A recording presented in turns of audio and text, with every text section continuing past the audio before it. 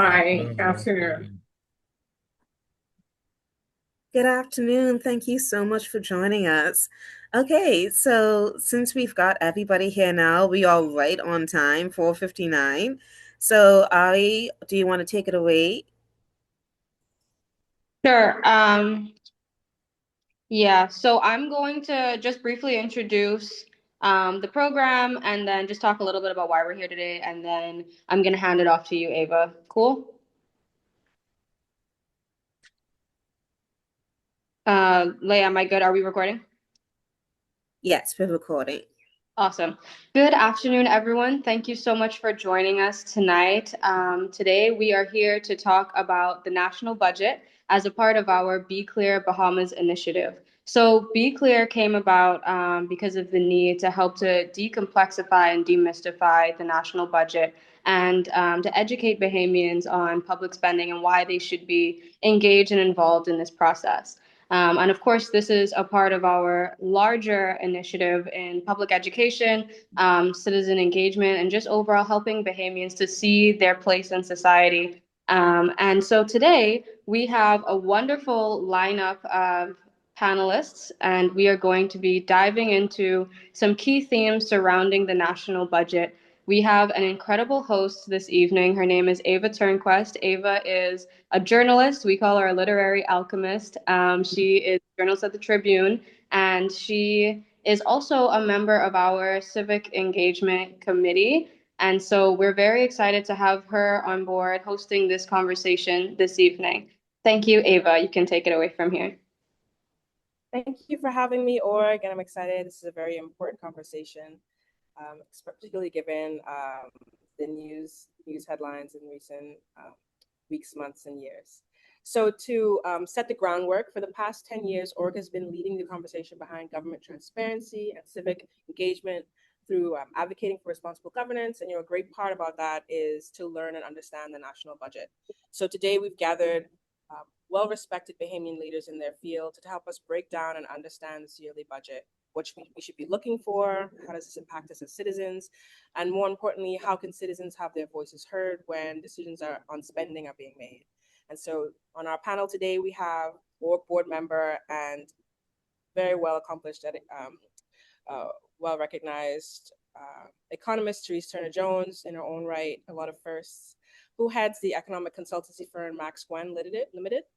Professional experience spans many decades in the international financial arena with institutions including the International Monetary Fund, the Inter-American Development Bank, and the Caribbean Development Bank. And also with us tonight is Gowon Bowe. He's the Group Chief Financial Officer of Fidelity Bank and Trust, International Limited, and Fidelity Bank Bahamas Limited. He's led major audit and consulting engagements across both private and public sectors and held leadership roles in accounting, audit, technical risk, and quality functions. And he's a widely regarded expert. It's called on a lot in the media to break down these heavy concepts.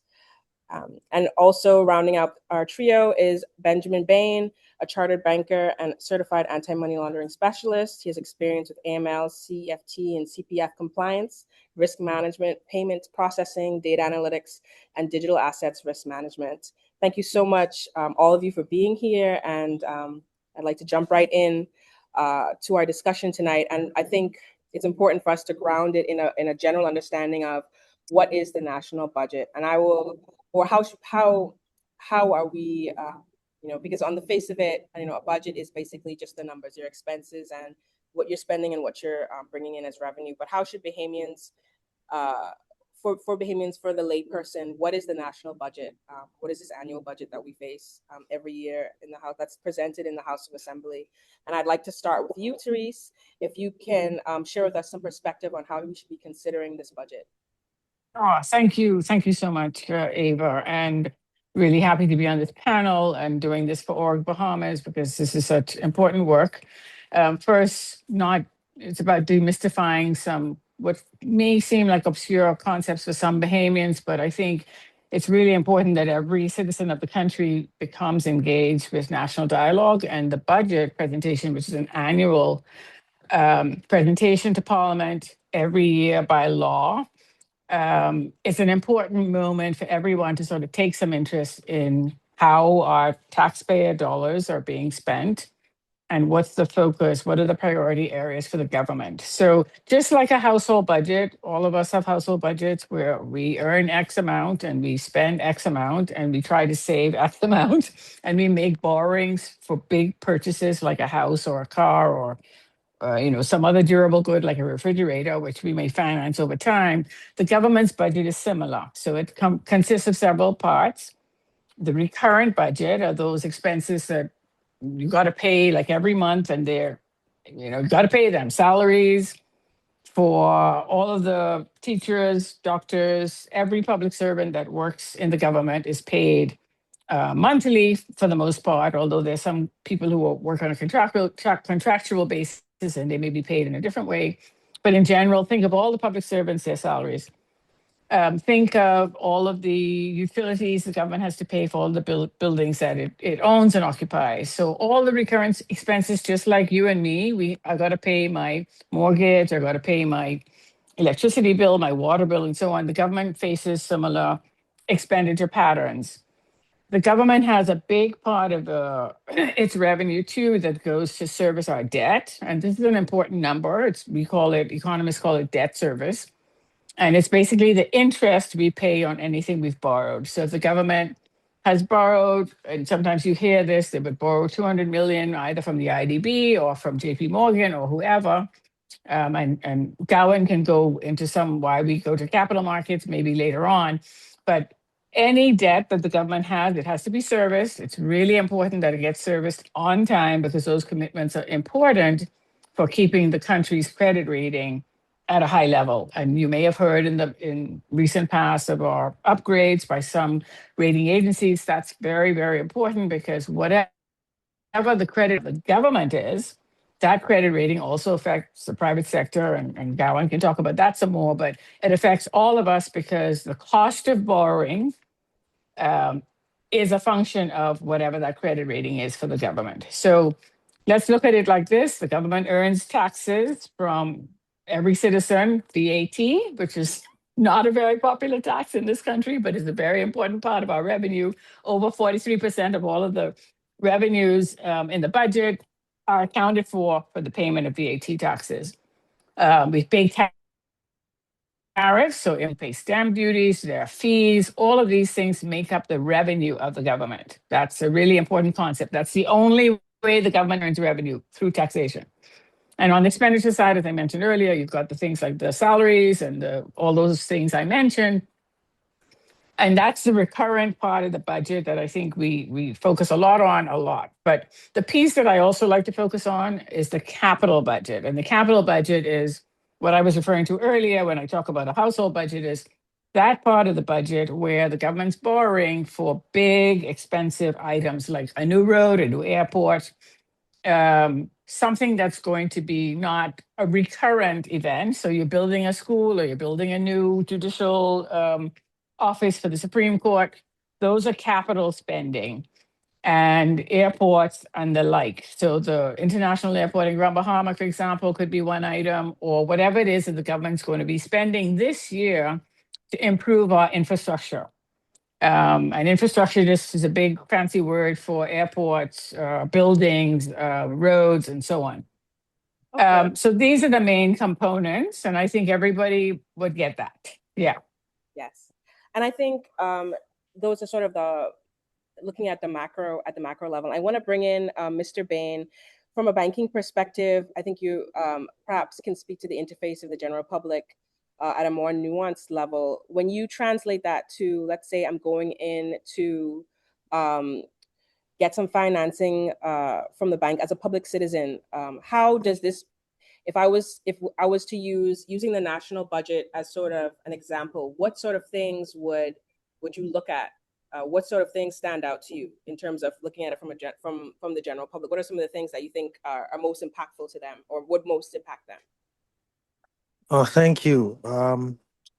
I think for the layperson who's outside of financial services, a good way to look at what the government versus a consumer would have to experience. We have the 5 C's of credit from the consumer side. You have the character, You basically have the collateral, and basically you also ensure that you're dealing with a good credit risk.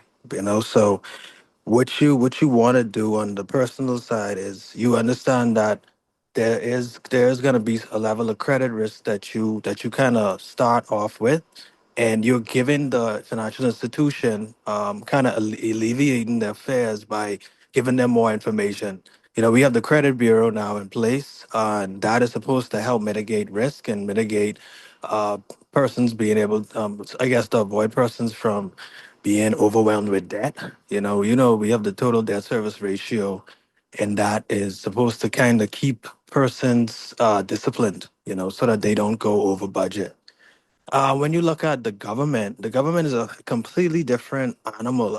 Debt for a personal on the personal financing level can actually end a person family's financial stability, whereby debt, when you're dealing with, especially going into the capital markets and international capital markets at that, it's going to be based on, Moody's, you have Standard and Poor's, these credit rating agencies that are going to also basically hold the government to account and to ensure that they are meeting certain benchmarks. And this would actually put less pressure on the interest rates and allow us to be able to borrow at more favorable rates. I think that for the layperson, they should look at even the government's borrowing as being completely different from a personal individual personal finance level. And I guess to add, even when it comes to just deficits and surpluses, there's actually different schools of thought. When you look at a surplus could actually be viewed as the government not utilizing funds, taxpayer funds, as I guess to the limit. When someone might say, okay, we want a surplus, but then the surplus is basically saying that there were funds, public funds, that weren't being used to the best ability, or they could not find, I guess, an efficient or effective use for these funds.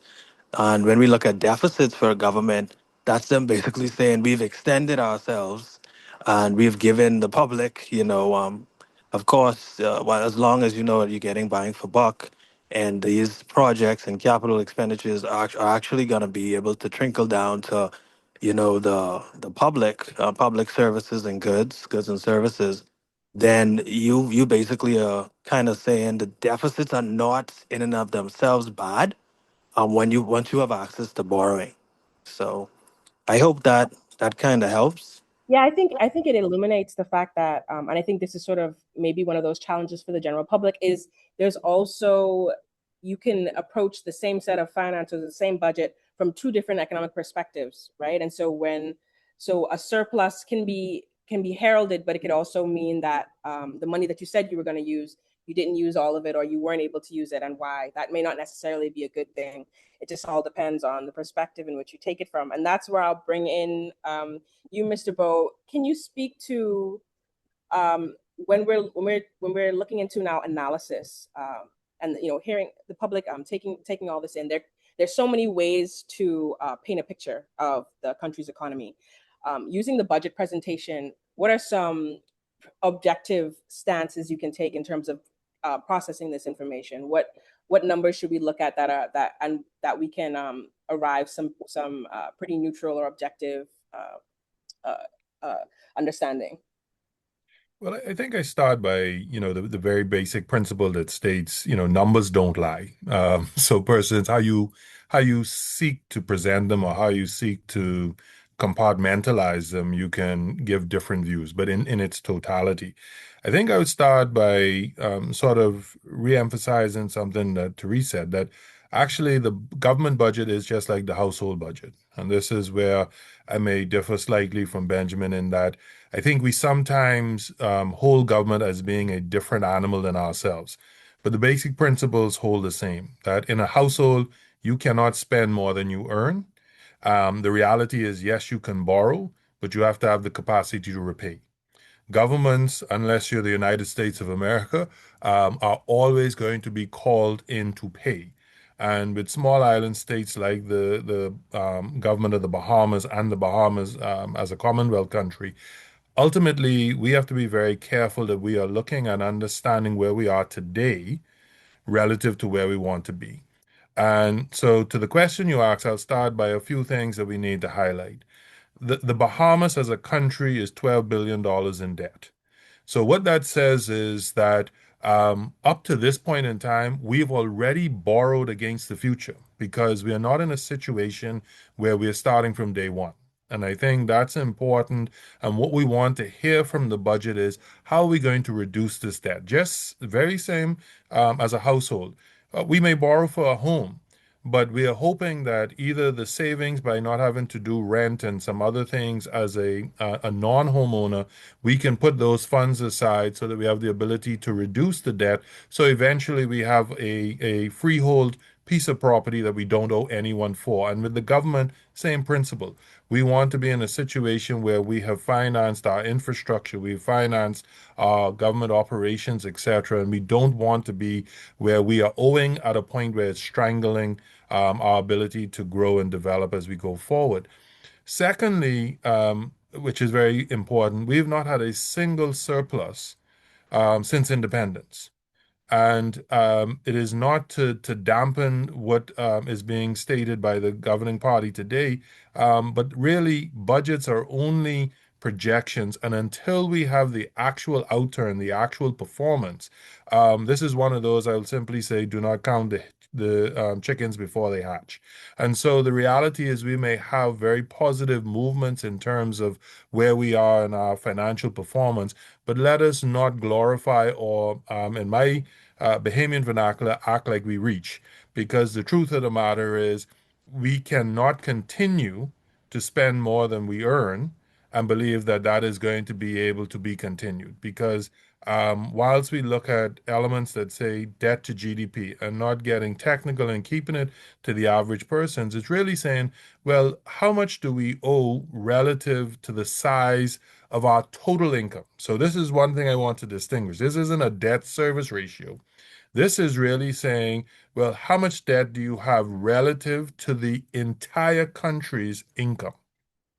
And the reality is, whilst we are in a better position today than we were, say, 5 years ago, 6 years ago, we're still at in excess of 70%, which says that even if we took all of the earnings of the Bahamas, we could not, ultimately, we're still in a situation where 70% of that would be needed to clear our debt today. And we know that there's no way we can use all of our income because you think about your household that when you take on debt, there's a reason financial institutions say your debt service ratio needs to be at a particular level because you need to have funds for the recurrent side.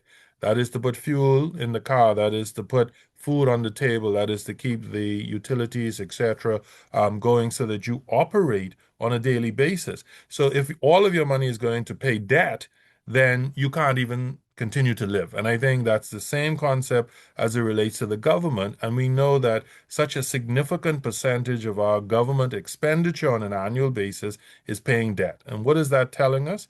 It is saying that our model up to this point in time has effectively been more optimistic in the borrowing side because it took a view that things would continue to grow and events happen, whether it's a COVID-19, which is the extreme.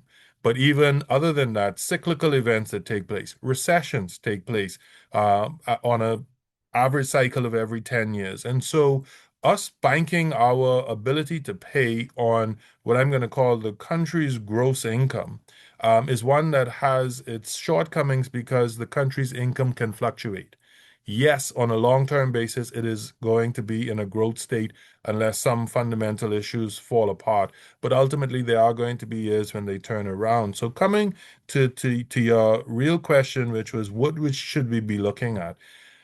The budget is effectively a presentation by the governing party, any country in the world, of what its priorities are going to be, but not for a single year.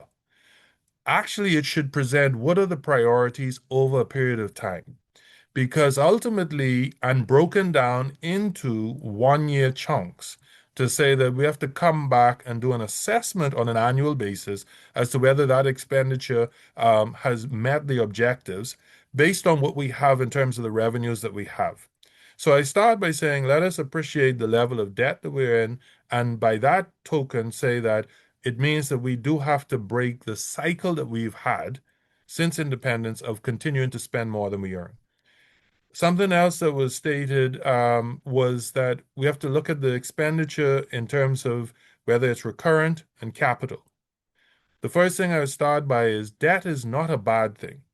Debt, as long as there's a capacity and ability to repay, is actually a very efficient mechanism because, put it this way, would you rather use your own money to build and buy assets or use someone else's money? And that's what debt is using someone else's money in order to provide you with assets or investments, etc., that allow you to earn or save more that you have an ability to repay. So we need to look at the debt numbers and hear very clearly what the government plan is to reduce the debt, because we are leaving behind a burden for our children and grandchildren, and that's not something we should want to do. We should want to say that they have debt, but they have income earning potential in order to pay this back. So we're not leaving them, if you will, with shackles.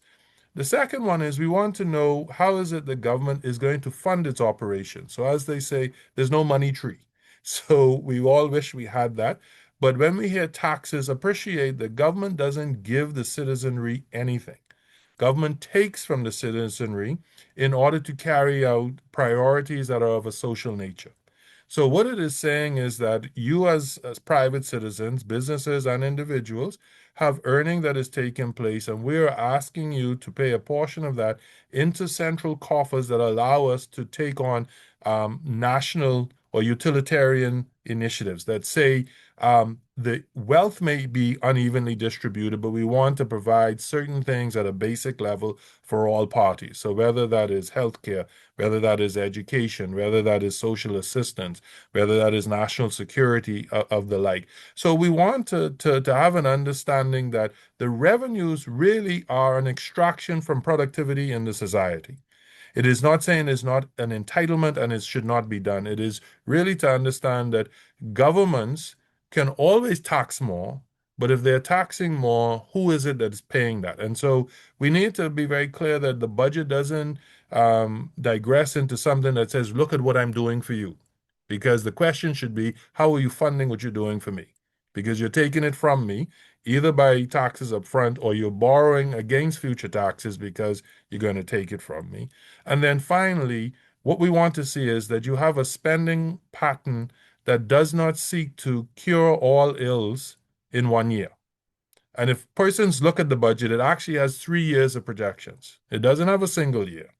Now, we focus very much on the single year, but the reality is we've gotten to where we are today, not in the last 12 months.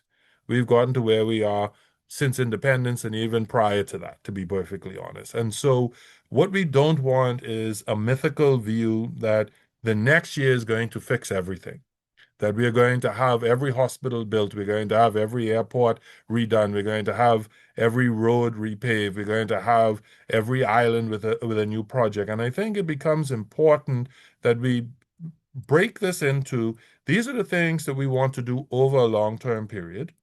And this is how we're going to do it each year by taking incremental steps.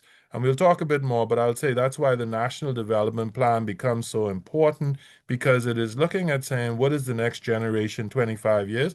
And then we can break it into 1 year pieces that simply say, I am building towards an objective that ultimately is not given the impression that I can do it all at one time. And moving from that, I see you bringing in things like a national development plan. So having an idea of where we want to go within a 3 to 5 year span in order to properly plan and how we're going to execute those funds, what limited funds we have, as efficiently as possible. Taking it over to you, Therese, in your background in not just regional but global economic consulting, how are these when we look to these national budgets? How are they? What are some of the I guess on the legislative side, what are some of the considerations that governments are taking into consideration? It must be a tough balancing act. Like Gowon said, you can't do it all in 1 year.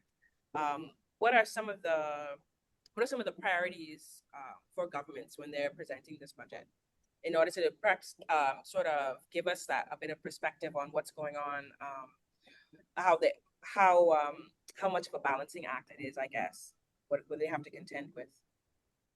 Yeah, it's definitely a difficult balancing act, especially when there are a lot of global uncertainties like now. So we've got the Iran war that is driving up energy prices. We know that energy prices is a component into every single thing that we consume because we don't produce anything or very little we produce in the country, and a lot of what we do relies on energy. Water needs energy, transportation needs energy. Everything we our whole life we can't live without it. So it gets very complex.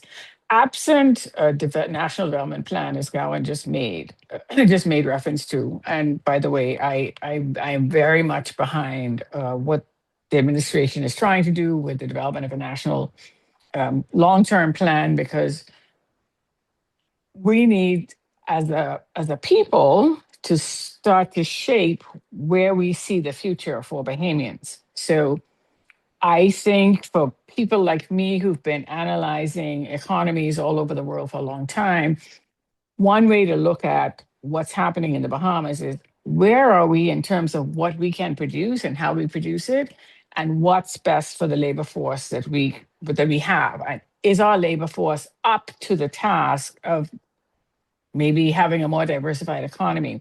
And when you start to break it down like that, quickly run into what some economists call binding constraints, right? So we have as Gowan mentioned, we are a small island development state. We have very few commodities apart from our natural beauty and all of this ocean that we are surrounded by. But we know that we are predominantly producing services in the tourism sector and in the financial sector. That's basically it. We do very little agriculture. We do very little mining, although that we have some aragonite and we have some products like the cascarilla bark that is a input into Campari production. But we don't have enough of those types of commodities to say that we have a real diversified economy. And it's the nature of our natural endowments. Our natural endowments are fairly finite. So what that means is we have to find ways as Bahamians to be the most productive human beings we can possibly be when we work. So that means investing in human capital, so good education, good skills, training, so that something like, well, not something like, but even in our tourism sector, and I heard somebody lamenting the other day that how is it that Bahamians not proficient in Spanish or French or Chinese now, given that we're an open economy, visitors are coming, clocking in here on a daily basis from all over the world, and we can't converse with them in Spanish. The example was given of a group of people who had just come in from some Latin American country at the airport, couldn't understand the forms, and there was nobody to help them translate. Took them an hour to get out of the airport. That is unacceptable for a tourism destination. So then that means that we need to invest in language training in schools. And every school in the Bahamas that I know of has an option for a language. But why don't we make that mandatory so that when folks are entering, if they're going into the tourism sector, they've got an extra skill. That skill can immediately translate into a better employee, not just for the hotels, but also for the human services we provide at the airport and all of the other interactions we have with our visitors. But the plan will give us an idea. Okay, we've maxed out on tourism. What other things can Bahamians be doing? Because now, I don't know if that's possible to max lots of things. Well, I don't know. I think when I say max out, I mean if you look at the local inputs into tourism, resource capacities, but also because tourism is so import dependent because of the type of tourism we have. Our tourism is very in the tourism world. It's a high end product, which means that people are expecting filet mignon, right? And they're expecting maybe even caviar and French cheeses and French wines. So that means that stuff has to be imported because we don't produce those things, right? So it means we have to import that to feed a certain part of our tourism product. I don't think all of our tourism product is like that, because if you look at the Family Island experiences, marinas, boating, all that stuff, even though people who have these expensive yachts, they want to be able to land in Exuma and go to a liquor store and buy champagne, right? So that means that we're kind of locked into a certain type of tourism. And we need to figure out other ways to extract more spending that can stay in the local economy, whether that's through our entertainers, our musicians, our artists, or on and on. I think 30 years ago, or maybe even before that, there was a lot more local entertainment that a cruise visitor could experience in the Bahamas, because there was a rule that the cruise ships had to shut down their activities when they were in the port. That's not the case today. The cruise ship is still have the casino is still open. You don't have to get off the boat if you don't want to. If you've been to the Bahamas before, you're not getting off the boat. So even that $95 that on average a cruise visitor spends is maybe less than that, because I think the last number I saw is that only 17% of our cruise visitors actually get off the boat and land in New Providence or wherever they're coming in the Bahamas. So we need to find ways to, what in the language of an economist, add value, local content to what it is that we're deriving from the tourism product.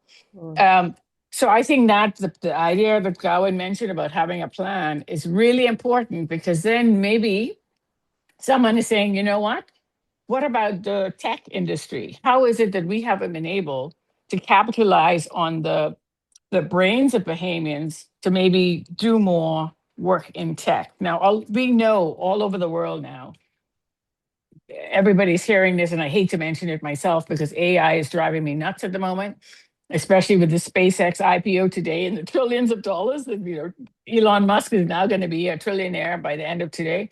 But there are industries that are developing. We have to always be thinking about how can the Bahamas take advantage. And I'm going to put something out there that may not, I myself, as I say it, I cringe, but I was in a webinar yesterday where the presenter was talking about data centers, and we've all heard this, right? We all know how energy dense and water dense and land-based dense these data centers are.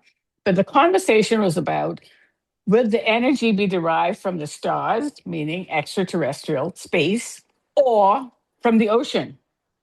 Now, we are surrounded by ocean in the Bahamas. We're in a archipelago, ocean-rich state, and we haven't been able to take advantage of all the technology that's around what can be. And I put it to our policymakers because I heard something mentioned in the budget about Oracle and AWS, which is an Amazon Web Services company. And when I heard that mentioned, I associated it with data centers being located. Everybody also who's listening to this know that data centers have become a lightning rod in some countries because of what I mentioned about water and electricity, and also diverting those resources from the communities in which these data centers are being created. I think there is opportunity for the Bahamas, God forbid, to think about using some of our ocean space to use that in technology, and because you can get really, really, really cool air from deep down in the ocean. These servers in the data centers need to be chilled, and that's why they're energy dense. And there may be something there for us, but we need to put some effort into thinking it through. It's not about just saying to Amazon or Oracle, come to the Bahamas and invest in a data center. We ought to be the ones driving that conversation. Here is what we have, this ocean, and maybe we demarcate a particular zone for that. So I'm thinking, Ava, that this is how, if we had a national plan, we can identify what are those future activities and industries we want to be investing in. And then you work back from there to say, okay, if we do that, what kind of skills we need? Where do I need to change the curriculum in education, for example? So there's a whole lot in that. But I think a budget that is, whether in our case, we do a medium-term budget, 3 to 5 years, already you can build in these kinds of thoughts and visioning about the future so that in year one, this is what we need to do, because by year five, we want to have that ocean technology available for data centers. So that's, I think, where Gowon is going with that. And I just wanted to build on it because I think it's a really good idea. And I think also a plan is where you build trust and build consensus with the public, right? And so you make these sort of decisions, especially something as polarizing as data centers. This is something where we're looking at what is a national plan would allow us to coalesce around a certain vision, a shared vision for who we want to be, where we want to be, and what we want to do. And this is where I think I'd like to bring and then thinking of the public. What are the questions or concerns, Mr. Bain, that you typically hear from the public when it comes to the national budget? What are some of those? What are some of the most, I guess, commonly asked questions that you get about surrounding the budget, and how do you think that we can surmount that, or what are some ways that you think we can build better education, build out better public education? Well, I would say, from my time at the central bank, I think the central bank does a good job educating the public on matters of, financial inclusion, things that matter to them. But when it relates to, I guess, the government side and trying to see exactly what Bahamians are interested in, I know what tends to come up is, do we have a nationalist agenda, or is it a globalist agenda? I think certain nationalist policies have protected certain industries. For example, like let's just say the taxi cab drivers. Mm. They have this idea of what they call legacy plates. So whenever, let's say, innovation does come into the conversation, then we have to deal with the nationalist policies that are put in place to protect certain industries. So I think the Bahamas is at a point. It's at a crossroads where we can see what the 20th century is, and we could see ourselves moving into the next level, into the 21st century of thinking. But we can see it on our phone. We could see what excellence looks like, but we still have the constraint of whether or not are we doing it for ourselves? Are we just trying to create jobs? Or are we trying to give another foreign investor, I guess, an incentive to say that we matter, send us money? And I think trying to balance all of that, the regular Bahamian honestly may not even have the scope or even the bandwidth to kind of figure out what should be priority. I think that trying to move to, okay, we know that tourism and banking, financial services have been cash cows for decades. It's just been a model that's working. But when it comes to, you know, actually create an environment for ownership, within owning a part of the economy, not just having, being a part of a corporation and then having a job. Job security is important because most people won't own a business. They'll have, jobs, and they'll support their families through that. But my view is that as the Bahamas, as Bahamians, we have to kind of prioritize whether we're gonna go. We're kind of tipping towards globalist policies where we want the best, but then if we want to compete with the best, then we want to then protect ourselves and say, okay, we don't want to risk losing the industries that we've built up. Another thing I'd like to also mention is our financial system is pretty much the heavyweights are in, the foreigners, the foreign banks. So we don't think about it, but when you owe a particular, let's say, financial institution, you owe them, and let's say you're dealing with a business lend portfolio, you're actually dealing with possibly covenants. Now, covenants would be, you have your negative covenants, which kind of restricts what you can do, and then the positive covenants where you have to meet certain benchmarks, interests, margins, and you basically have to have a certain. You basically got to give the financiers confidence that you can service your debt. you know? So when we look at that as from a country standpoint, we are still a little fish in a big pond, having to do a lot of diplomacy. And I think we take for granted the level of diplomacy that we have to do and jawboning work that we have to do to kind of show the world, hey, we still matter. We don't just want to be used, a means to an end, but that we matter in and of ourselves. So I think that that pretty much is what I'm seeing. A lot of the public has just been going, going, going, for the most part, I think there was a study done years ago on the amount of Bahamians who could secure $500 in their bank account. But we still have to look at the pressure that's been on interest rates as well to even incentivize, that. But I know the central bank has also, pushed for different savings, the savings bond and different avenues, the government registered stock. So we do have, uh, favorable options outside of just the normal banking system, thankfully, to grow wealth. But then because we are so used to borrowing and that haven't prioritized yet whether we want a nationalist agenda or a globalist agenda, we can have that, I guess, those constraints. And I wonder, going because you spoke to, we're not considering that even if the government is, I guess that's one of the challenges. The government is servicing the people, but they're also servicing their financial obligations. And so some of the decisions that they're making, I don't know if this would be the correct, when you're borrowing from Peter to pay Paul, when in when the Bahamian people are considering the budget, do you think, because one of the primary tenets of good governance that org has been preaching and has been advocating for is the Freedom of Information Act and independent pieces of budget legislation like the ombudsman. What can you? I'd like perhaps all of you to give your thoughts, but Gowon, I'll start with you.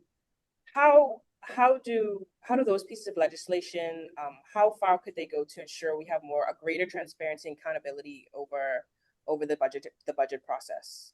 Where does FOIA fit? And this in this current budget, despite there have been announcements and sort of promises or so we'll get to it, but I don't, you can let me know in your analysis of the budget whether or not you see that there has been a greater allocation for that. I guess we'll see as the budget. They're still making presentations. How important is legislation like FOIA? I'd like to bring that into the conversation because we don't have that fully enacted yet. Well, I think yeah, and I think sometimes we listen to what I'm going to call concepts, and we believe that it's silver bullets.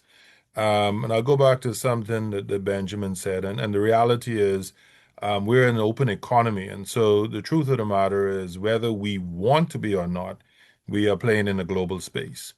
And the reality is, we've seen the consequences of protectionist policies by being excluded from the World Trade Organization and what that does as potentially a dumping ground. And we don't even appreciate that. That certain of the items that are truly just dumped in our country are things that couldn't go elsewhere.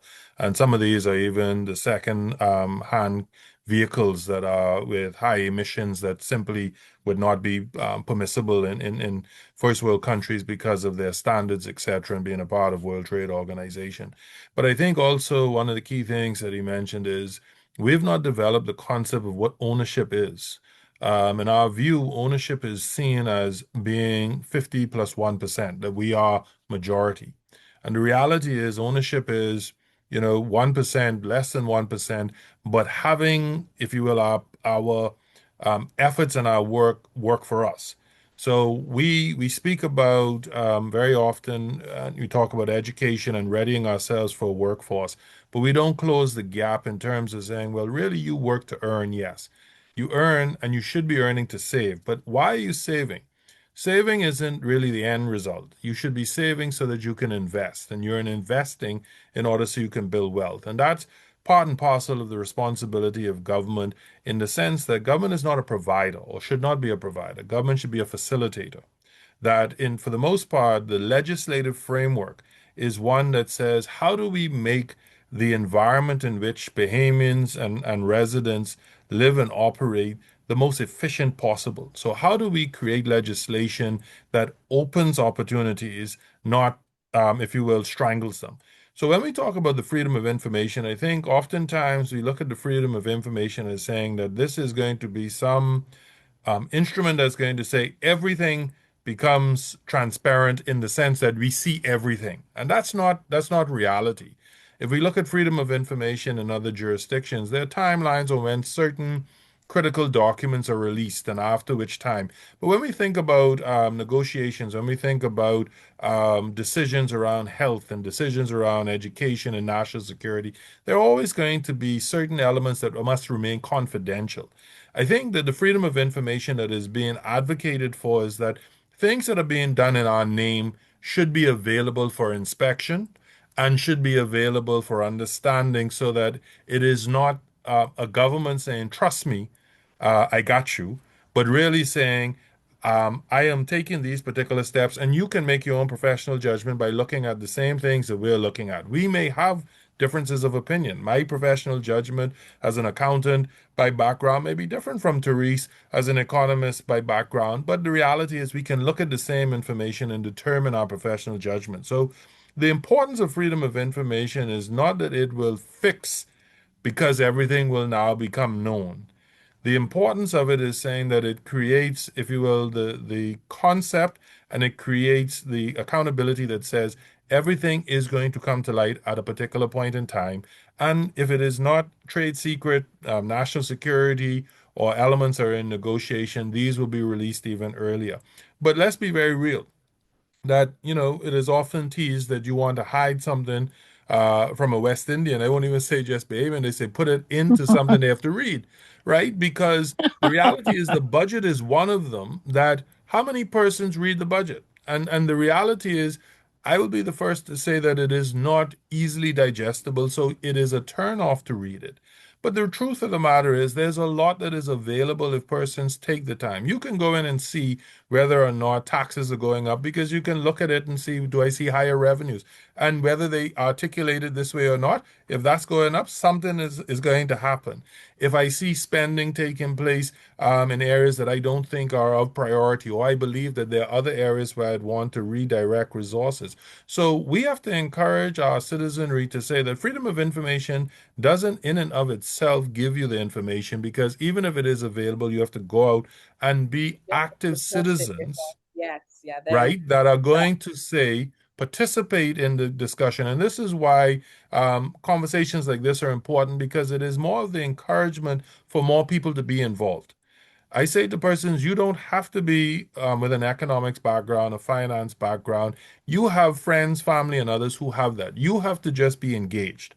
And so it becomes important that when we say we want to see ownership in our country, it is about financial literacy that says we are teaching from a young age that you are setting aside money not for the sake of saving, but for the sake of investing. And you're not seeking to be boss.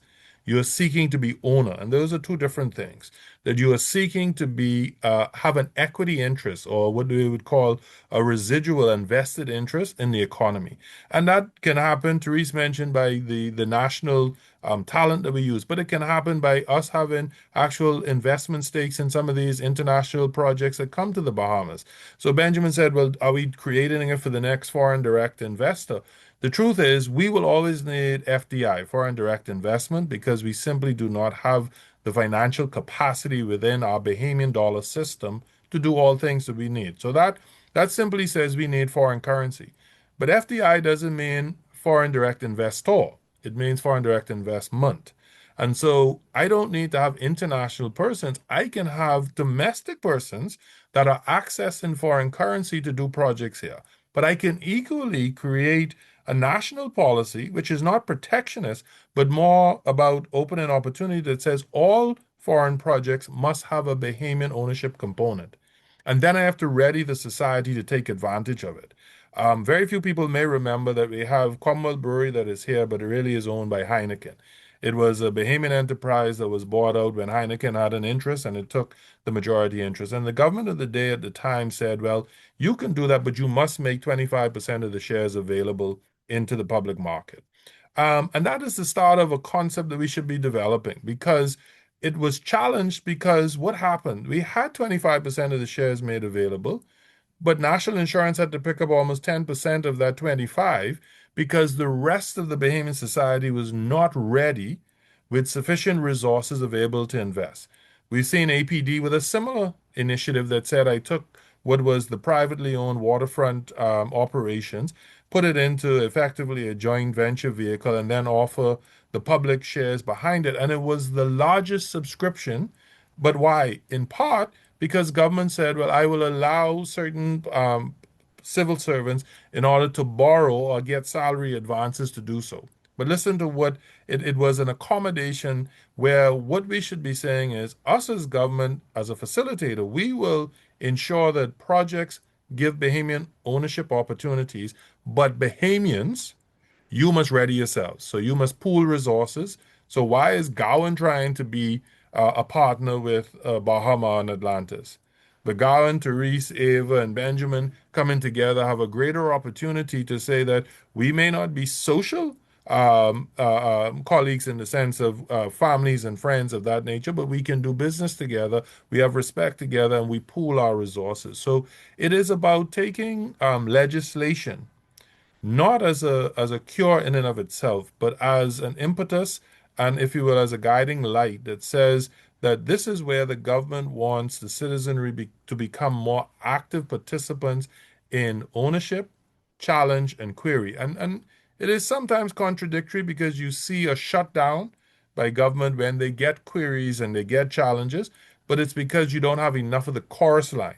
If everyone is asking the same question, they have no choice but to answer.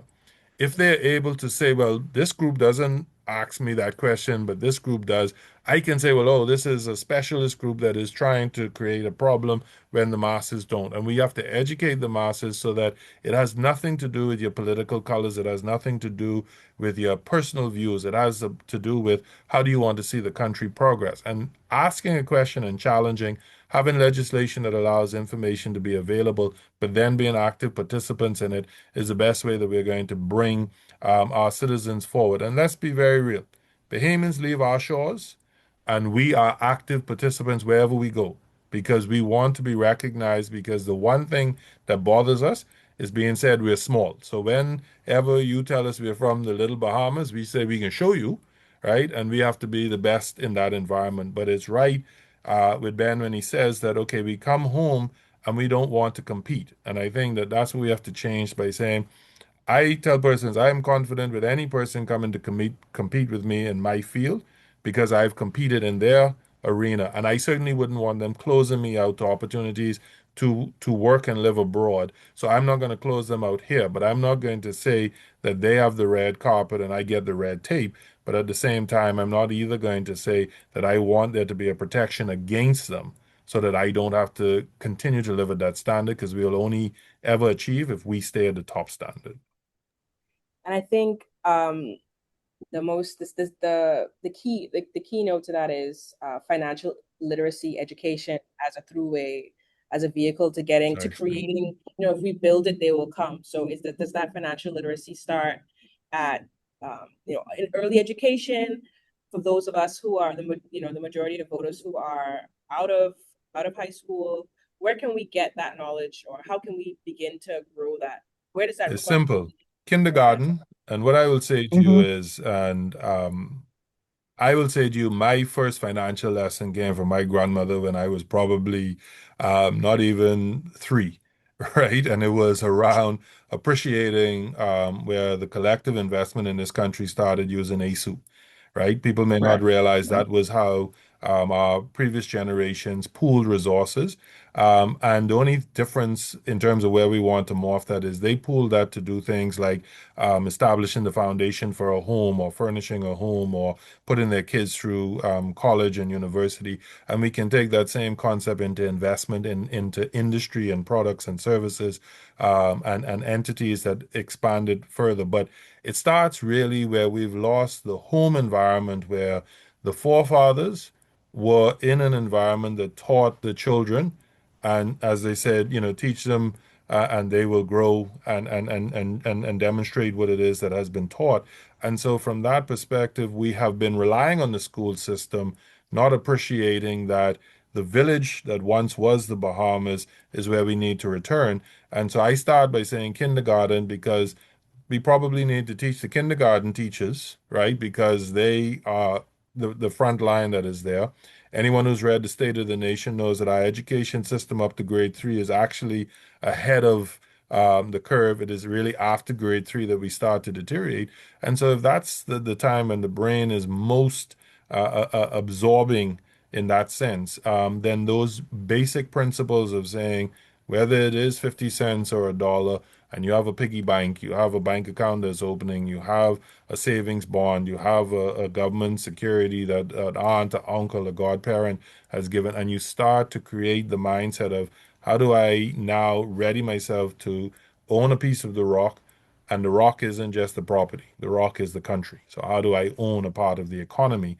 And saying that we have to start at a very young age.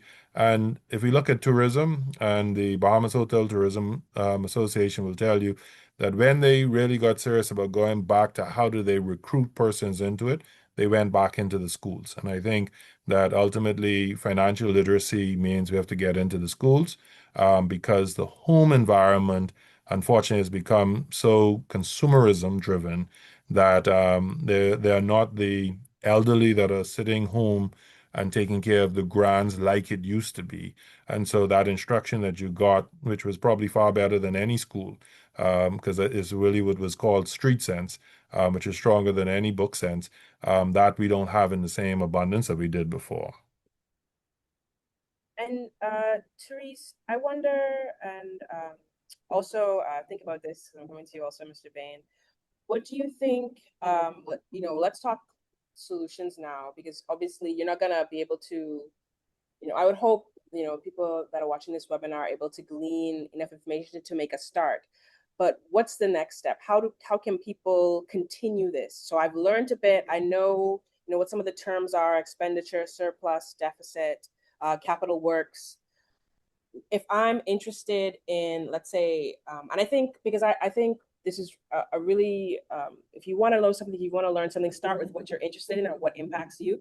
So if I live in an area that's riddled with potholes, or if I have issue with, receiving government services, I think you start there and build your inquiry out. How can people, where can we find those? Can people get stuck in sort of? So if you're interested in maybe health or, you really I mean, I think for people who are going to tune into this webinar, and people who watch, for example, on the record that I did with Jerome Sawyer 2 weeks ago, and the kinds of feedback I've gotten from people is that it was really helpful. So I think people are yearning for data, yearning for information, yearning for explanations that really hold on to and help them make good decisions. But one thing I would say to every Bahamian is just ask questions. We have MPs, we have churches, we have our office places, engage in conversations. If you don't understand something, ask questions. And that curious mind is what's going to help Bahamians get to the next level. It's not about just accepting what somebody is saying without verifying, because I think a lot of that happens, that we've heard somebody say something and we think it's a fact, when in fact we haven't actually probed and we haven't asked, well, is that really what happened with that whatever information they're giving? And it's really easy today to get information. You can use a simple prompt with Chat GPT. You can ask your phone to say, tell me what the government is increasing its taxes on this, in this budget for the Bahamas. And already Chat GPT will spew out a couple of things because, that data is already out there. So there are ways that we can, and by the way, it has to be verified because not everything is accurate with ChatGPT. But I think there are lots of ways people can get information now, but ask the questions, know where to ask the questions. Ministry of Finance has a pretty decent website. I mean, as Gowon is saying, there's a lot there. You have to know what you're looking for. But if you're interested in, did I see a provision in the budget for autism? Right? That's something you can go verify, because I have an autistic child or relative or somebody. I need to know, is there any provision for disabilities in this particular budget? Because that's what I'm interested in. If you are managing an elderly person in your home, did you see anything in the budget that could help you plan better your own budget this year? Because maybe there's some tax relief for some of the items that you need to buy for your elderly person. And there are all kinds of ways you can use the information, but I think just being curious, asking the questions, listening in, go to org's website, use all those tools that we have to get information.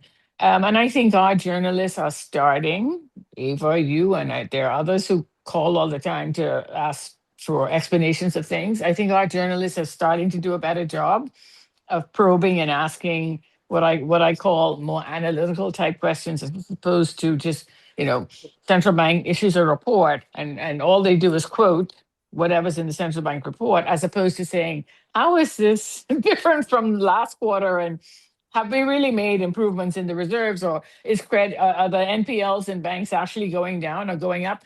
You have to know what to look for, right? Non-performing loans, because that's a pretty important indicator that people are either hurting because maybe laying off and they're behind on their car payments or their mortgage payments. These are the things you need to look at. And if you're an investor, if you're a Bahamian who has a business, there are some things you want to always keep tabs on. Private sector credit, is it growing or is it not? Because then I know that people have more access to liquidity to buy some of these goods that I import. So there are all kinds of ways you can use information. But for Bahamians, I think, the average household, you want to make sure this budget isn't imposing too many new taxes on you and your family, because that may hurt your budget and that may affect whether you can actually, buy that thing you wanted to do this year, or you have to postpone that vacation, or you're going to postpone looking to buy a house. And by the way, Benjamin mentioned a report about the average savings. I think an even more recent report by the IDB on our housing market and Bahamians' inability to access enough equity for a down payment for a house. I think these are the kinds of reports to give you information that's going to help say, all right, something's wrong here. And the fact that the average Bahamian, young Bahamian, spends up to 5 years trying to accumulate enough savings to buy a piece of property or a house says a lot, because that means if I'm a young married couple, I got to figure out now how I'm going to manage the rent, because we're in an apartment, maybe we want to buy some land, we want to then build a house eventually, but how am I going to do that? Both of us are working. What do I have to postpone? Maybe I can't have kids for 5 years if I want to make those savings in order to have a house. I like the ASU issue, because I spoke about it, ASU, as one of in my formative years, thinking about financial literacy. My grandmother always ran an ASU. My mother, who is now 90, only just stopped running an ASU last year. She said, this is the last one. This is it. But if you've grown up with that concept, you know that in order to invest in something, you got to save in order to be able to afford something later. And so having the collective community that is trustworthy help you do that is really important. But I think in schools today, Gowon, I think junior achievement is still pretty popular.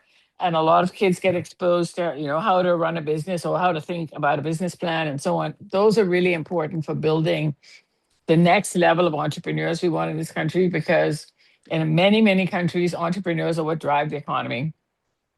One last thing I want to say, Ava, before I shut up, is this point about what kind of economy we want to have in the future, and this notion of national versus global. And there are so many, we don't have to reinvent the wheel, right? There are countries like South Korea, which use the model of learning from the investor we're bringing in, because we don't have that business here. We want to bring them here and offer the best terms to make those incentives work for the investor. But then we're going to transfer that knowledge to Koreans. And then we're going to do better than what they were doing. We're going to improve on that technology. So remember, scientific expertise. Correct. But remember, Koreans weren't building cars, right? They weren't building cars. And now look at how many Korean cars are on the market. So with the Bahamianization we've come to that, but I think it's the follow through. I think we do have embedded where if you're coming to a place where a work permit is required, you're expected to transfer those knowledge skills over. But I don't think that part or that aspect is necessarily enforced in the wider system. So we have some of those. It's interesting, and I think it probably speaks back to looking back on that national development plan, that intent, that how do we envision moving forward. But that is a really good perspective to take it from. And Mr. Bain, I wanted to, in addition to adding to, what are your thoughts about this? I wanted to also bring in something that Gowon had said and put it to you. How, when we talk about this discussion of Bahamians building wealth, because I think that is a really good perspective. What are we doing this for? Is it just, are we wearing, when you buy clothes, is it to be clothed? Are you dressing yourself for style? The quality of life rather than just survival. How do Bahamians, what are some tools or what are some things that we need to think about to when we consider getting on a track to now building wealth within the public, the family, or the person at the individual Bahamian? Well, I guess to quickly touch on kind of like points to for the general populace to see as key ways forward. I really enjoy listening to Therese and Gowan, man. I mean, they are filled with knowledge. I just I'm grateful for it. And but I think with any problem, you have to identify, or even any plan, you have to identify what it is that you want to accomplish. And I think that from the government standpoint, the government has to, in some cases, pick winners and losers. And I know that might not sound fun, but from the consumer or from the public standpoint, it then becomes a discipline. Therese mentioned discipline and having to go without maybe having a child at this particular point. It takes a lot of discipline in order to make it past the inflation hikes, past the cost of living changes in order to make and secure your family. And what's happening to the family structure is a whole different, scene. There's a lot of, communities used to be filled with persons who and those are kind of dwindling down because now you have the rental market where you can move, and having a spot to say this is our community, it kind of changes the conversation. So I just would say as an advice for consumers, for taxpayers, find out what you want, like Therese say, and see what's in there for you in the budget, and then put question it. Don't take things at face value, because as simple as picking up the newspaper every day, there could be an opportunity that you could miss just by choosing to not have the discipline to take the time to invest in yourself. Time is an investment. Um, Persons who have to work multiple jobs may have less time to invest. But I think back to the ASU and the collective, utilizing the other person or family and growing these communities to actually think of ideas, to source funding and to actually invest, because that's really what the intermediaries do. The financial intermediaries, with the middle guys, they have this pool of funds, and it's their job to ensure, that there's no bank run. The funds are secured, the claims and liabilities balance, and that they're actually these agents within the economy that allow us to be able to grow and to have the money multiplier effect, and allow us to grow the economy. So that's just my 5 cents on that. But could you repeat the last one? About, I think you did wrap it in, because we were talking about how do you get started, or how do you uh, consider now building wealth. And I think yeah. it starts with what I like is that most things in life, they all sort of feed into each other. So you can tend to look at these things holistically. If we look at the national budget, like we look at our internal budget, they both require a level of intentionality, a vision or a plan, an understanding of where we want to go, and then also a clarity on where we are right now. And I think you've given us all three of you have given us really good things to think about. Some hopefully, we can watch this video like 3 or 4 times and and take some notes. But I definitely think there's some really interesting threads. I'm very interested, just the journalist in me, Therese, going back into that budget and looking at this conversation about AWS and Oracle, Oracle. and really seeing, because this, and asking those questions, because I think it's really important to sort of, especially for journalists, to be that bridge, but also to encourage people to be curious, because I think that is a tenet for just a really good tenet to have for all of you. Just be an active, engaged in your own life, the trajectory of your life. Don't just sit and wait for things to happen. And I think one thing that I would like to encourage everyone viewing this webinar, Org has a lot of great resources on their website, orgbahamas.com. Specifically related to the budget, you can go to orgbahamas.com/beclear. We have a lot of great feedback from Therese, and you'll find discussions from Gowon as well on there. And this webinar will ultimately probably be found there as well. If anyone has anything that maybe something that came up that they want to just restate or share, I think this has been a really interesting discussion, and I'm excited to see where or how perhaps in my own thinking I can bring a little bit more intentionality and curiosity to building wealth. I think that would be really great to model. So I thank you for that. One thing I would add, Ava, that I think is important that we need to impress upon government and is built into the National Development Plan is looking more at program-based budget presentation. I think the current presentation makes it a bit challenging for individuals because you see revenue line items and then you see expense line items, and there's not the correlation. Whereas if we think about a program, so what is the education program? What is the national security program? What is the national health program that we are putting in place? Then we can look at it and say, well, these are the expenditures that I am budgeting for. And what are the objectives you're trying? So what are the key performance indicators? What will be the success factors that we should look for? And then finally, I think that when we look at this, the one thing we want to challenge the government is, are we fitting our suit, cutting our suit to fit the cloth, or the reverse? And the reason why I say that is, are we building an expenditure up and then going to find the revenue to pay for it? Or are we starting from a position of this is the revenue I have, that means I have to then reprioritize because I have a limited one? And I say that a little bit tongue in cheek, knowing the answer, but the reality is that I think it becomes important that we start to raise these questions that say, I can't bet on growth in the economy to determine whether I can achieve certain social initiatives. I need to start with this is what I know will be coming in, worst case, base case, and best case. These are the programs that I can take on in worst case. So no matter what, these are the things I can do if all things pan out. And these are the things I can now to accelerate if I have a better performance. And I think I'll end by saying this, that remember that a surplus in a single year is not our objective.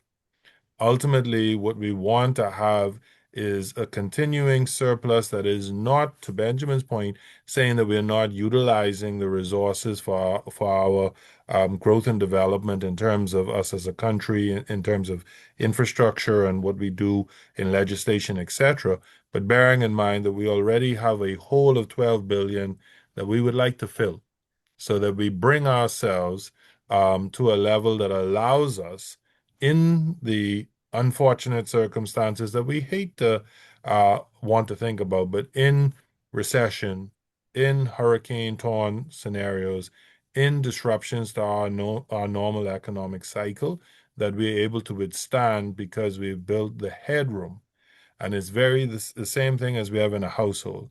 There's a reason why you pay off your house, because it gives you the ability to say that you have a capacity to borrow later on. There's a reason why you pay off the personal loan, so that if you need it later on, you can re-access it, as opposed to living always at the margin of what your capacity is.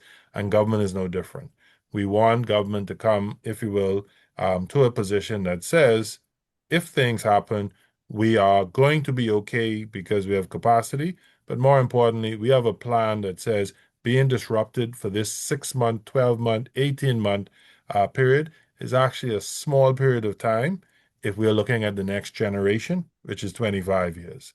And so I would say to you that we no longer want even the election cycle type promises.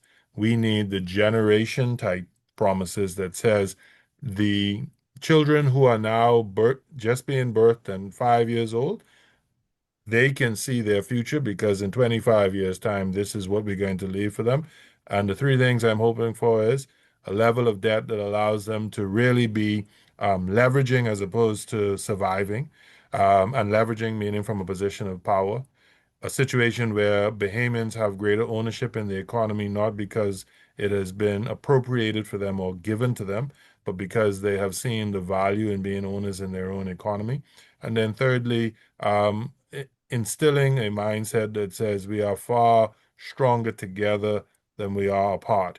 And it means that we need to appreciate that we need to have common vision and common purpose that allows us to work together, even if we have differences of opinion on how we get there. And we can certainly argue as who's best suited to get us there. But what we should not be arguing about is where we want to go. Oh man, perfectly said. Okay.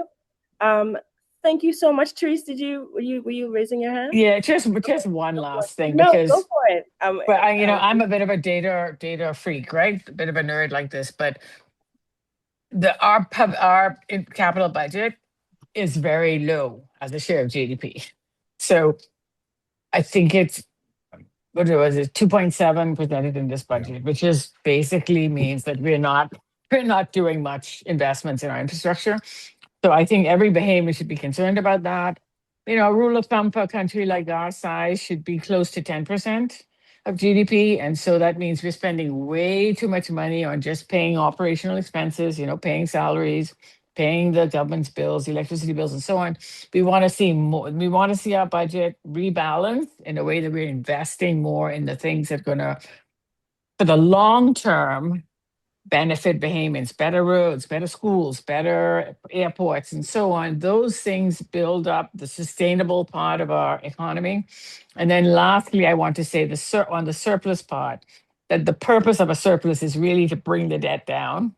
I mean, the more money you have, the more you can pay down the debt, so that, as Gowon's saying, we don't want to be strangled whole by debt service and 40% of our revenues going just to pay off our debts. We want to bring that debt down, because then we're freer to do other things, including doing those long-term investments that we know we all need. The family islands need stuff.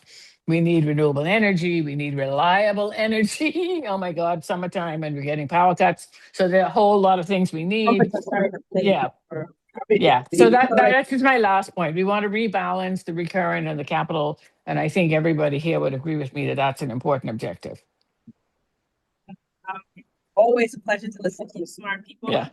I feel so much more intelligent now how they come through. And I'd like to again plug, if you want to connect with any of the panelists or connect with this webinar, it'll be available on Org's Facebook and also at orgbahamas.com/beclear. Thank you so much to my esteemed panelists, and to more conversations like this. Thank you so much.